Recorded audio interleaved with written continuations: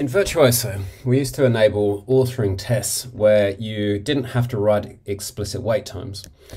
Now, this meant that when you wrote your tests, if for example I say click on dynamic ID, which then loads a new page, then typically I might write something like wait for, let's say, scenario, something unique on the next page, which created a dynamic wait. So wait 20 seconds for scenario to load, which would say either wait 20 seconds or scenario. If scenario loaded in 2 seconds, then the test moved on.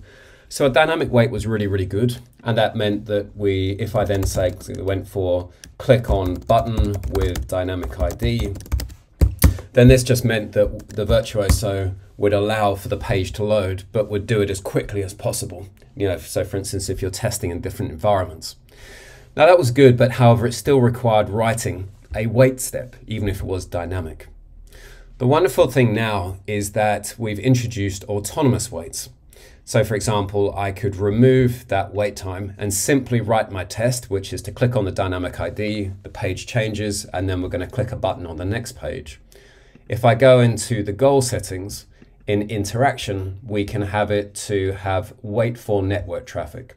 And if this is enabled, which at the moment by default it is not, but soon we will be enabling it by default, then you can set, and if I then run this again, then when the test is running, as the page changes here, then Virtuoso will wait for any network traffic to finish, which basically allows for the fact that the page is still loading. And when it's finished, then we'll be able to click on the button. So the bottom line here is you won't need to put in wait times anymore in the majority of scenarios. The only time you might do that, for instance, if I come in and I'm going to create a new journey from here, is if actually you know that there is an extended wait.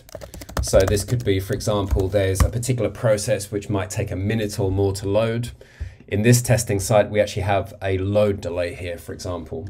So if we said there was an extended wait, and then I click on, in this case, load delay, then if I know that this could take, let's say, up to 2 minutes, then I might say, wait for 2 minutes for, let's say, scenario.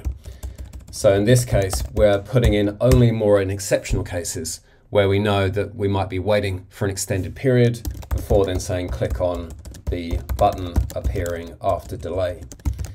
So this is, again, it's more exception based, and it's more just if there is a particular element that does take a long time to load. So if you just run that again, you'll now see that when the page is loading, so we see the delay here, it's allowing now up to 2 minutes for that to occur, because this might be, that takes a long time. It then puts in the dynamic wait, so it's still moving on. In that case, it was after a few seconds still, so that in this environment, it was quite quick. And then we can click on the button after allowing for that wait time. So bottom line, with the autonomous waits, unless you do have an extended delay, then you don't have to put in wait times anymore. Virtuoso autonomously does that based on looking at the network traffic.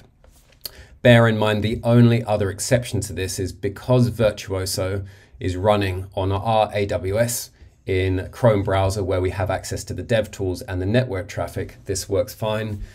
If you were to pass the traffic through grids, run cross browser, let's say I want to run on Windows 10 and Firefox, which runs it through a grid external to Virtuoso. In that case, because we don't have access to the dev tools, then you would need to factor, let's say, the dynamic wait times through your normal tests. But that's only for cross-browser testing. Otherwise, if you're just testing on your Chrome browser within Virtuoso, then you do not need, in the most cases, to use any wait times, because Virtuoso will do that autonomously.